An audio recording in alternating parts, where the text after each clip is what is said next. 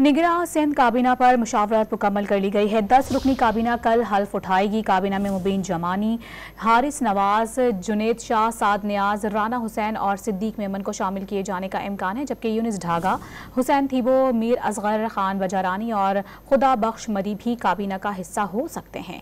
इस हवाले से मजीद क्या तफसीलात हैं, जानेंगे डॉन न्यूज़ के नुमाइंदे खावर हुसैन से। खावर हुसैन, बताइएगा आपके पास इस हवाले से क्या तफसीलात हैं?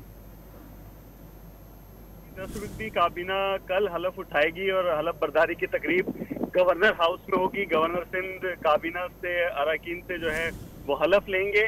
काबीना अरकान में अभी तक जराए का ये कहना है कि मुबीन जुमानी, हारिस नवाज, डॉक्टर जुनेद शाह के नाम शामिल किए गए हैं। इसी तरह से डॉक्टर साद नियाज, राना हुसैन, सिद्दीक मेमन जो कि साबिक चीफ सेक्रेटरी भी हैं, उनके नाम काबीना में शामिल किए जाने का इम्कान है।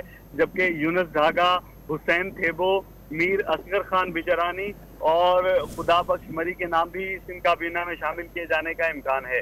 जी, बहुत शुक्रिया खावर हुसैन आपका तफसीली तौर पर आगाह करने के लिए।